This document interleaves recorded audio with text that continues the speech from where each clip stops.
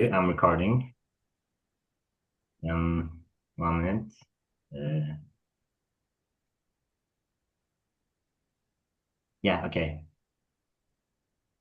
So, let me say some things about our project.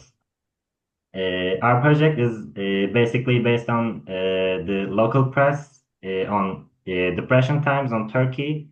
We will look through some newspapers, some magazines on Turkey, and we will analyze the data we collect from those press, kind of. And yeah, that's sort of like that.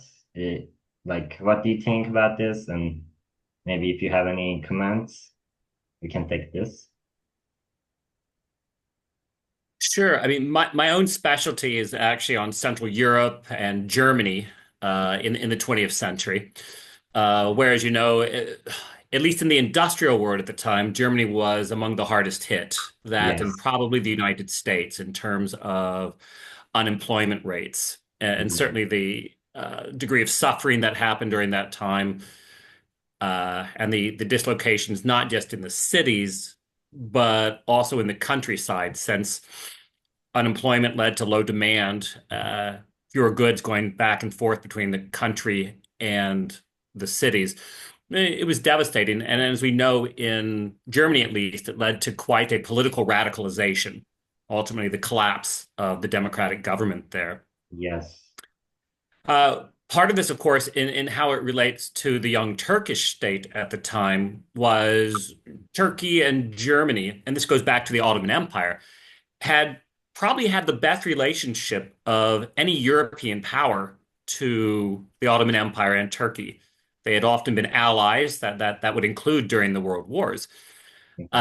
So it was, I think, probably a difficult impact on Turkey when German production fell, when it collapsed, because of those historically close ties, including the Yes. military cooperation. There was a lot of money that had been flowing back and forth, and that effectively dried up. And I think in that way, naturally, the ramifications of the Great Depression in Germany played a not insignificant role in hurting the Turkish economy and thus helping to destabilize Turkey as well, which, as you know, to some extent, only reinforced certain trends towards a command central economy, greater control of the economy by the Turkish state to shore up its well, pretty much every aspect of the Turkish state at that time. So I do think they were more intimately involved with each other than a lot of people give credit. And that's kind of as a sweeping background statement, I suppose I could make. Yeah.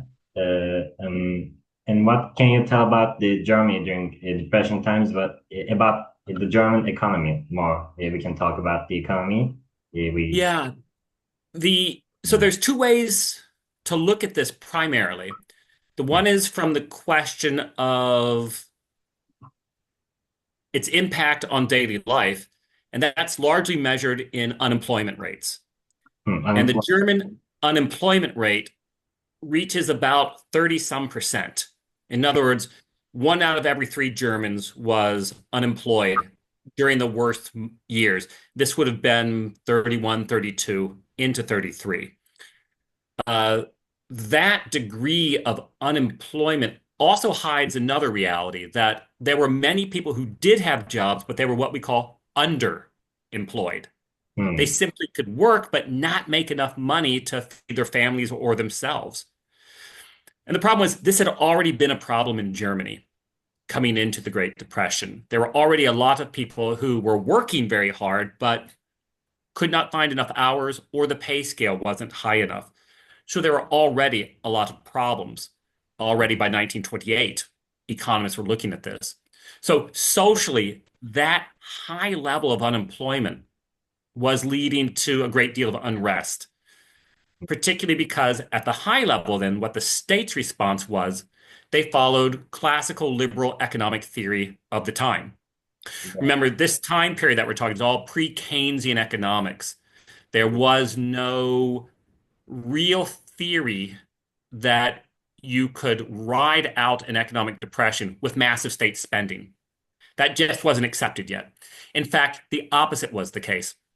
The government in Germany decided the best way to handle this was to make sure that the state did not go into debt. So they actually cut spending. In other words, they did the exact opposite of what modern theory tells us to do, is that when an economy is going downhill, you goose it, as they say. You have an infusion of cash coming from the state. Instead, they were cutting. And this just meant that people were no longer receiving Social Security payments, what we call Social Security today. Unemployment benefits had been cut. So the state was now not part of the solution. The state was increasingly seen as part of the problem. And then as the third player here, you have the actual owners themselves, the rich people, the capitalists, the industrialists, the bankers. They're also desperate because they're having to shutter their factories. They are being foreclosed on. They are losing their business relationships. And so they're desperate for a solution. Okay. How that all then plays out politically is, well, radicalization. You have populism on the left and populism on the right. On the left, you had the steady growth of the Communist Party, which is at this time a party mostly in the makings of the early Bolsheviks, but increasingly under the influence of Stalin, which calls for strong central control, state control of the economy. And on the other side, you had the rapid growth of right-wing populism, and that was in the hands of the fascist. In the case of Germany, this would be the Nazi Party, which we have to understand that in 1928, the Nazis had only won 2% of the vote. They had 12 members in the German parliament, the Reichstag. They were an irrelevant local party in Bavaria. Yeah. In 1930, they become one of the larger parties. In 1932, they are the largest party. In 1933, they have state power and set up the Third Reich. That was completely unexpected, but it told you how radicalized this economic situation was, because it galvanized people who saw that the old parties, either the Social Democrats, the Liberals, or the Conservatives, had no answers, or their answers were making it worse. And as we see, it becomes an increasing struggle between radical solutions on the left and the right. In the case of Germany, the right wing wins and establishes the fascist dictatorship. Yeah. Okay. So, did the right wing could find a solution to those economic problems, or they couldn't? So when we say the right wing, Germany had a very broad political spectrum. So the Mhm. right wing could include conservative Christians, either Mm. Protestant or Catholic. It could also include traditional conservative nationalists who sort of wanted to go back to the way things had been under the old monarchy, under the Kaiserreich, the emperors that had ruled Germany from 1871 until a revolution in 1918. The new element on the right was the fascist right. Uh-huh. Right? These are very different views of how to run the economy between traditional conservatives, Christian conservatives, and then the fascist party, which many people argue isn't conservative. They're actually a revolutionary party. Mhm. And I would say that the answers by the traditional conservatives had failed. It's what we would call neoliberal economic theory today. Yeah. Just cut state spending. The fascists, on the other hand, Mhm. if not exactly with a clear economic theory, nonetheless engage in the policies of state spending, States. right? Deficit spending. And that's precisely what Keynes would say to do later. That becomes the new model of how to deal with recessions and depressions after World War II. And Hitler and the party do this largely through rearmament. They begin to invest very heavily in the military at a time when other states are cutting spending on the military. Mm. They also invest in a large number of public works. And they also negotiate new deals. They force the trade unions and the owners to both agree to concessions. So actually, I'm no fan of Hitler or the fascists, but the economic policies that they fully implement have largely worked by 1935 and 1936. Yeah, that's great actually. Like at least they had a economic success, we can say, maybe. Yeah, it came at the price of democracy, but economically, people were voting more about economics than about democracy Yeah, in 1933 and 1932. yes, And they delivered. Now, I will say that all of these policies that Hitler and the Third Reich implemented, they were actually already being experimented with by previous governments. hmm It's not that they create everything brand new. For example, the conservatives had already been calling for an increase in military spending. The various social democratic groups had already been calling for increased spending on public works.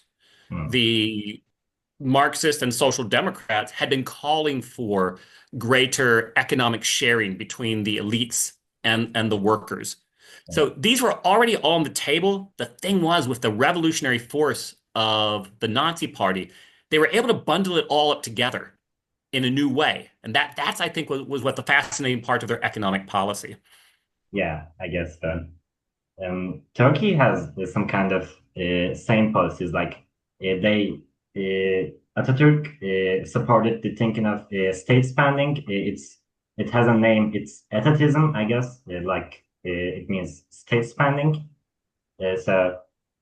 Yeah, they're similar. So can we say that Germany it didn't really affected from the Great Depression, or did they? I didn't understand the question exactly. Could you rephrase it? Did Germany get affected from depression, or they didn't? Like, Oh, I think they were. They were especially affected hard by the early depression. early. They were impacted by everything that I said at first until 33, and the problems would persist for several years. Mhm. But a couple of policies ultimately helped, and those were the heavy state spending initiatives. There was a lot going on in the agricultural sector as well. Germany still was a largely small town-based society, very dependent upon agriculture, which had been suffering in the 1920s. And the Germans increasingly have a policy of forcing Germany to only rely on German food production as best they could. And this did help some of the farmers. And that was a core constituent. They were already culturally conservative. And when the Third Reich adopted policies such as tariffs, right, protective barriers to imported foods, that helped them. But I think what we see is probably internationally, the states that did best in the 1930s were those that became very dependent upon state spending and state intervention.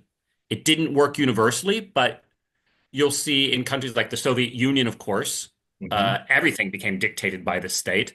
I wouldn't say it would have been a good place to live in the 1930s, but they did not suffer an economic recession.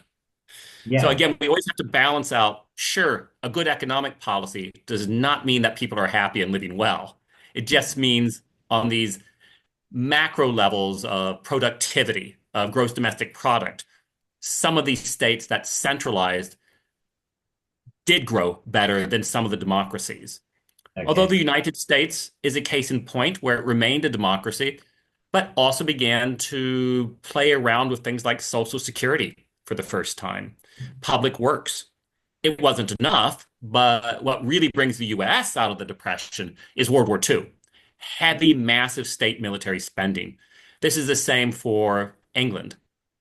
But Yeah. what you will see, particularly sort of from Turkey north all the way up to Finland, is almost all of the democracies of Central and Eastern Europe that had been created after World War II slide into some form of authoritarianism where the state was dictating. And I think that has its own reasons, but one of them was the desperate need of people to see strong leadership in the form of economic policy coming from the state. And in that case, I think you can draw parallels with with Ataturk and Hitler. I'm not about to say that Ataturk was a Nazi. What I'm saying is that there was a certain overlap of many countries to rely heavily on military spending and an authoritarian state. Okay, I got you. Yeah, that's great actually. You said that a great economic policy isn't doesn't mean a happy public, but at least they have a policy, like you can say. right? Well, sometimes it's not even clearly a policy. Sometimes it's a goal, right? That they know they want to lower unemployment. That is a goal. And then they sort of, in American nature, they throw everything into the kitchen sink, right? You just throw everything and you see what works.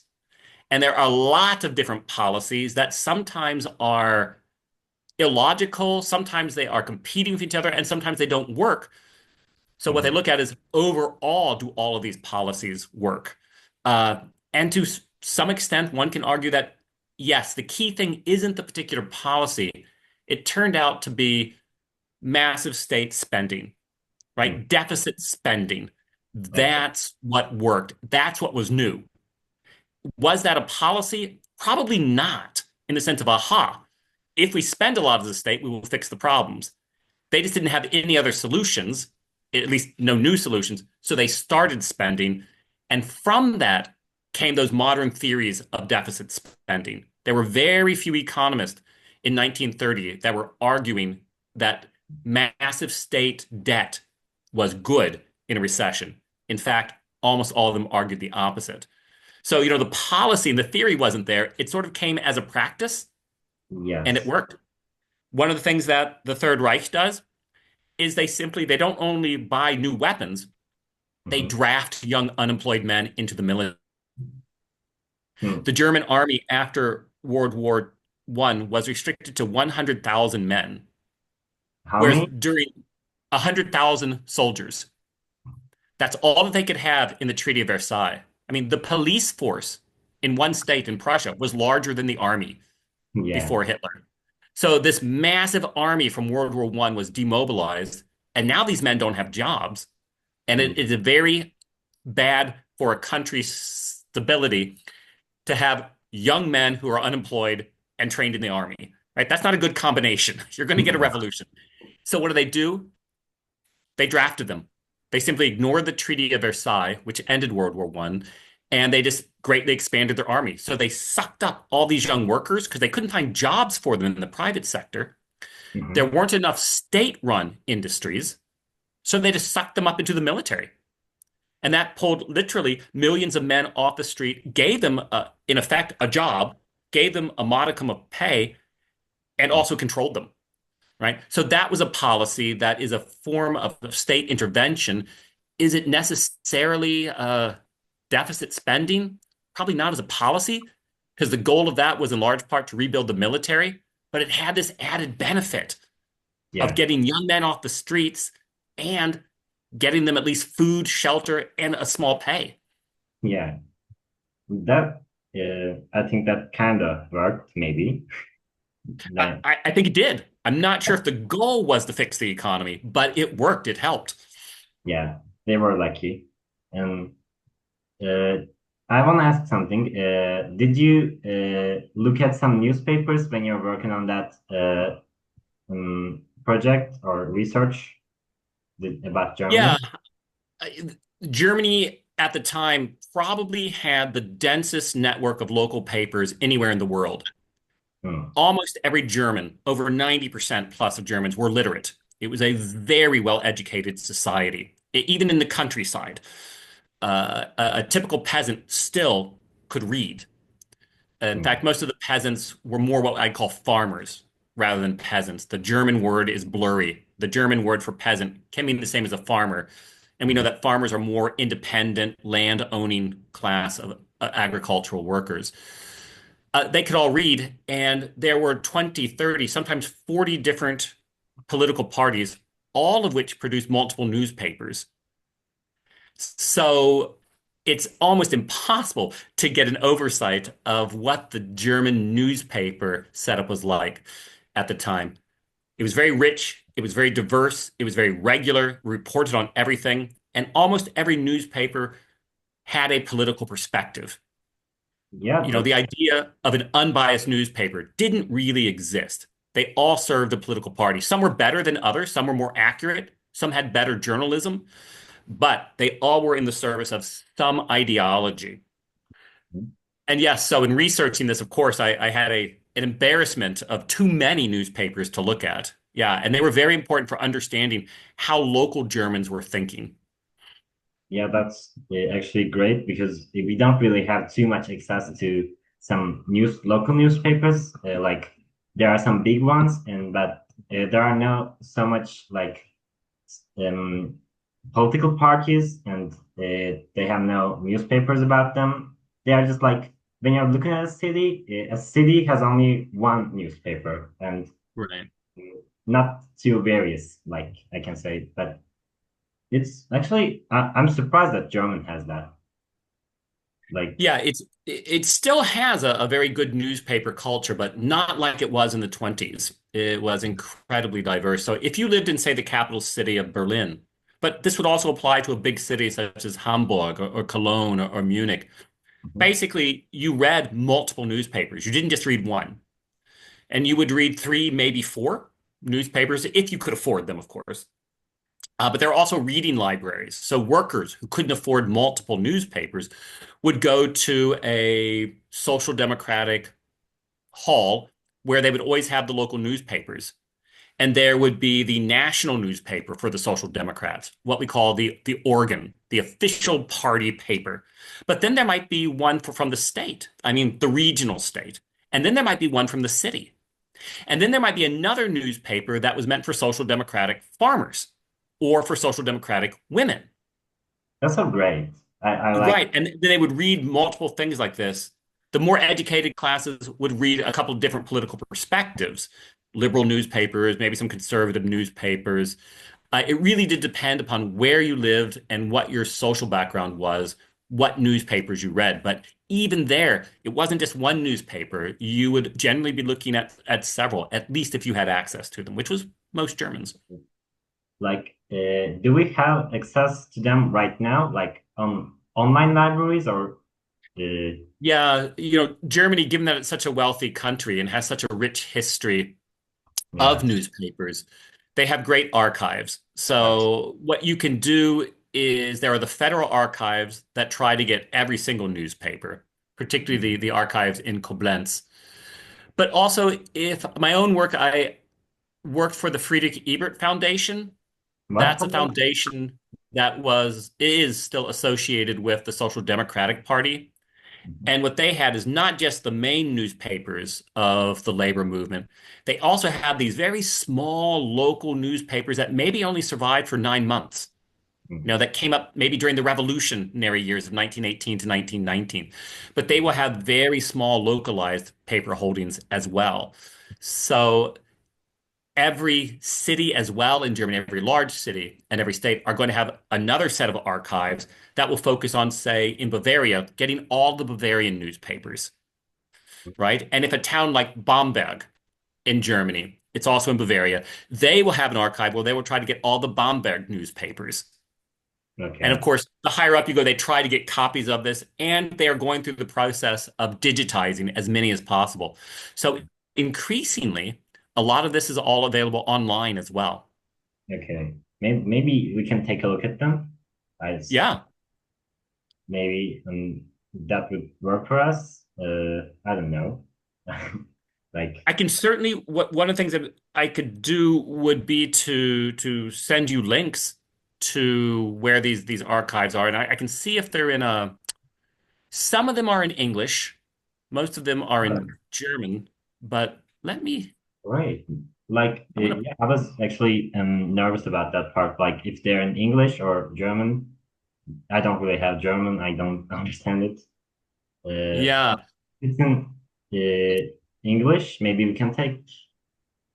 I'm going to take a look here.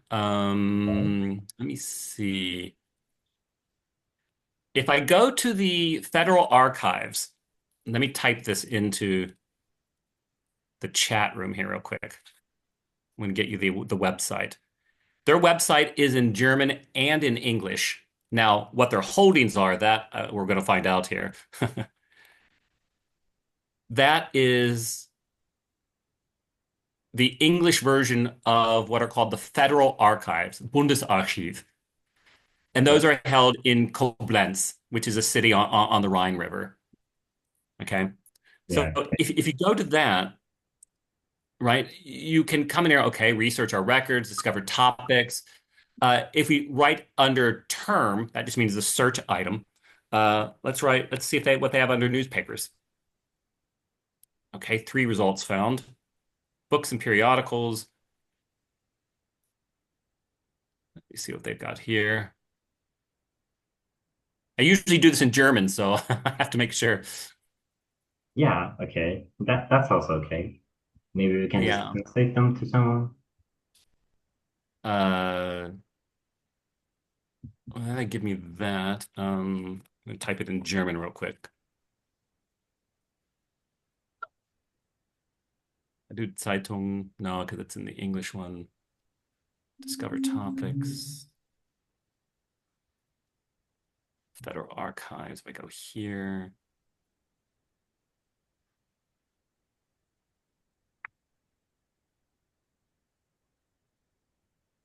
Okay, research by media type. If you go under research our records, do you see that tab? Huh? Uh, I hit on the top bar, research our records. I hit that. Yeah, And then if you look on the left, it says research archive material. research arc. Yeah, that. Yeah. Uh-huh. And if we wanted to look for newspapers, I would say let's hit research by media type and see what Mm-hmm. that takes us. And files, films, audio, Mm-hmm. I'll say, okay. And then if we scroll down to the books bottom, and series. see how they have books and periodicals? Yeah.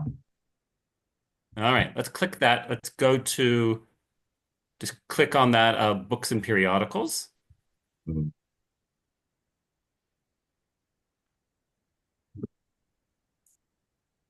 And here they're talking about official publications, gray literature. Uh, the holdings are listed at the very bottom of that site. It says the holdings are listed in the library's online catalog. Okay, it's a highlighted item. I'm going to go to the library's online catalog now. Huh?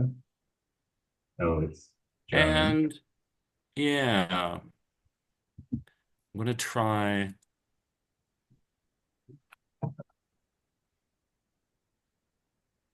I'm going to try the word Zeitung, which is German for newspaper. Let me see what Yeah. happens.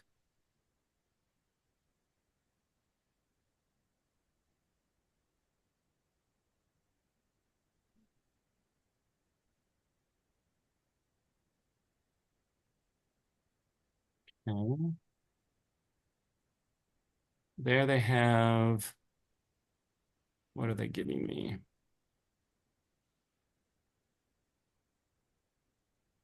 Give me a list of names.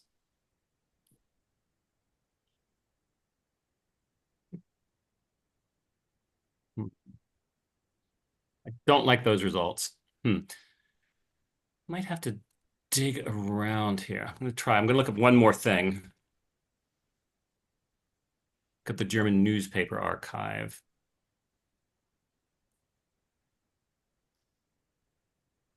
That's 23 hits. Sorry, I'm just trying to find out which one might be the best. Yeah. Okay. Okay. Take your time.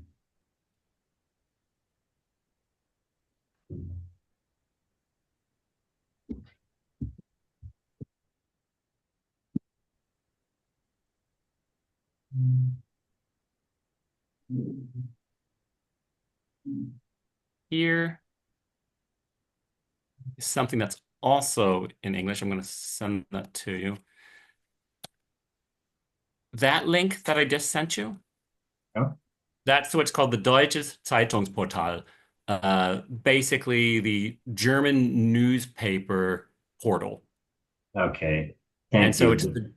a German digital library is what Uh-huh. it's called. So the German Okay. newspaper portal. And what it does, it says it's an aggregator. So it's going to pull together a lot of digitized newspaper collections. Mm-hmm. So those will be all the ones that you can download Okay. as as readable. Mm-hmm. It's a fairly new website, and I haven't used it much just because it's kind of new. Mm-hmm. Um, but digging around through here might get us something. I'm scrolling through it. trying to find their search engine. Let's see here. Look under the resources.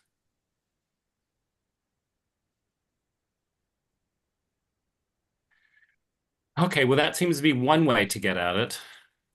You know what I can do, of course, is I mean, I can I'll be able if later I'll be able to maybe write you guys something that kind of says go to these sites and follow these links, and then I can Okay. try to get you to I can look for you to find out where the best sources are for translated samples. Again, Okay. I just don't usually work in the when I'm doing my research, it's almost always in German, so I do my own translating, so I never think about it that way. So this might take me a second to find what the English resources are, Okay. Okay. but I believe that they're there a lot. Okay. So Thank so I you. can find out. I'll just make a note that as soon as we're done here, I'll go and see what I can find for you. Okay. Thank you.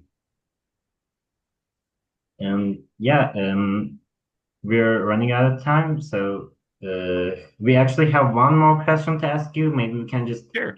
end the meeting and just click on the link again, and it will start the meeting again. So can we do that now? Yeah, absolutely. Okay, so I'm ending it.